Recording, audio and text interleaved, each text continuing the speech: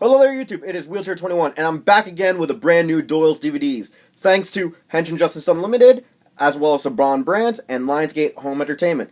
That can only mean one thing. Saban's Power Rangers Dino Supercharged, Volume 2 Extinction. 10 episodes on 2 DVDs, which, holy crap, Lionsgate got smart this time around. We're getting singular volumes, or I should say 2 singular volumes with one half of the season per volume. You got 10... The first 10 in 1, last 10 in 2. The holiday specials are most likely going to be included with the complete season box set. So first off, we have the front box art, which is pretty cool. Now the exterior cardboard cover has still the nice holographic gleam that is kind of going on with all the Power Rangers releases at this time. You have our main 5 Rangers in their Dino Super Drive uniforms. You have 4 of the main 5's titular Zords. Spinozord here is actually a Zord created towards the end of the series by Shelby, Xenowing, and Keeper. On the back, you got our other Rangers, Purple, Gold, Aqua, and Gray. You have the other Zords all together, as well as, I think, a nod towards Mount Fuji, since, Power Rangers is an adaptation of Super Sentai. Honestly, it's kind of weird, though, that they don't showcase Silver on here. But then again, he makes his debut right around here in general, so maybe that's why. It's supposed to be like a little teaser. Our interior shows the flyer for the upcoming MOBA game on the App Store and Google Play, Power Rangers Legacy Wars, which will allow one to actually play as the movie characters, other characters from the franchise, and some of the villains.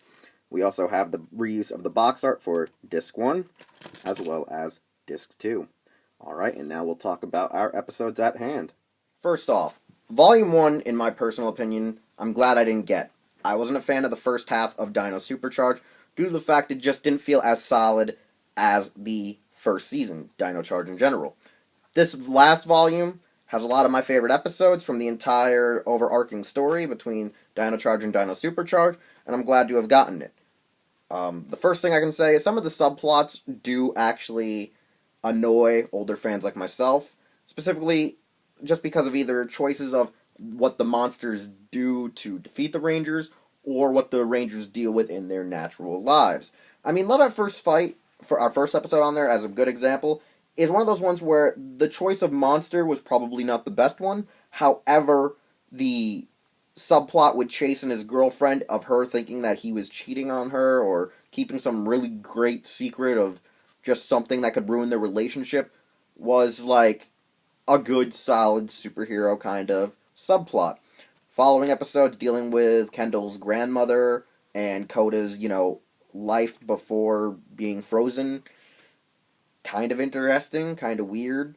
Recipe for Disaster. The only bad part about that episode is the type of critic that was criticizing the restaurant seemed very high class and too snooty and too straightforward, where you would make one believe that it had to be a 5-star restaurant just to have that sense of appeal for this critic.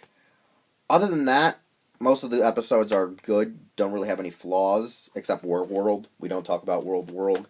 I mean, if you were to ask Zell Trax Millennium, he'd be like, what? What's World? Don't you mean Wharf World? Borg World, something World. I've never heard of this Warg World. The hell is that? And that's all I can say there. We just don't know that Warg World exists anymore. However, I do like that we have quite a few episodes that deal with the introduction to Silver. We also have several episodes trying to incorporate other characters from the Sentai counterpart, and it works pretty effectively. I mean, you have Master Chaos or Lord Chaos from Koyuger as Lord Arcanon, who is Sledge's boss, who hired him to get the Energems in the damn first place. That's supposedly how this whole series began, as well as keep those bounties of monsters, store them up, and give them to him so he can turn them into his own personal army. Ingenious, okay? I love that subplot. It was really interesting and really cool. But I did think a lot of the foreshadowing leading up to this point could have been better orchestrated, especially with how Snide and Sledge interacted earlier on. That's just me. I feel like there could have been a better tie-in to make him realize, oh god, maybe this guy works for Arcanon. But I don't think they ever foreshadow that until he returns with them to attack Snide and the rest of Sledge's crew. The other cool part is the fact that Arcanon kind of orchestrated a lot of the things to occur, such as Snide becoming Heckle, Silver turning evil, and having his weird evil doppelganger, the whole events of why the Energems were what Sledge wanted, was really good. And I thought that the idea of Sledge or Snide going against Arcanon would lead to this huge, great triple threat fight between the three factions. And at a time, I did highly believe that was possible due to early footage leaks from the France airings, since they had the series at least a good month and a half before North America finished its conclusion of the show. But then they kind of did the Operation Overdrive thing, where they had it that villains either underhandedly orchestrated the other's downfall, or they just straight up got wiped by the Rangers. And then we get our finale, which is pretty much coined the Dino Point Paradox due to the great use of time travel. And it wasn't great at all. It wasn't. It was a fun episode. I did enjoy it.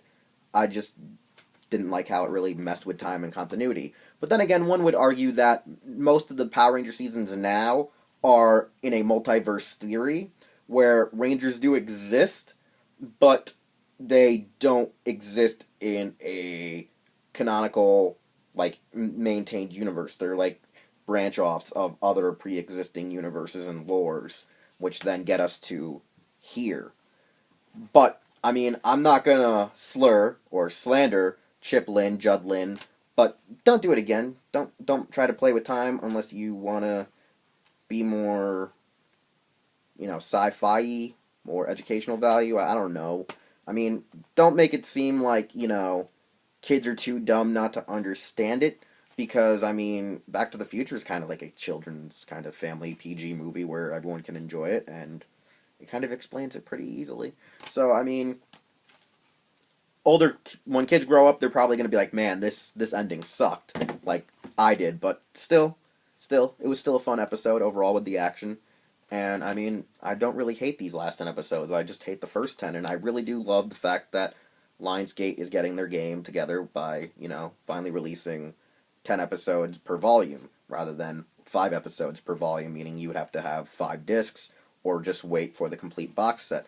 However, there is now the incentive that most likely to get all the episodes, including the holiday specials, one needs to get them. But I'm content with just owning this set right here, right now. But you never know what could happen with this sponsorship deal between Hench and Justice, Saban Brands, and Lionsgate Home Entertainment. And anyways, I thank them for the opportunity, and I thank, Hench and Justice for making sure I was the one to do it. And that's that. Anyways, I can see you all next time with most likely a new Rollings review, or possibly another Doyle's DVDs. I don't know what's going on these days, since, they just magically start appearing at my house. Anyways, you can follow me on Twitter, Facebook, Instagram, and I'll see you all next time.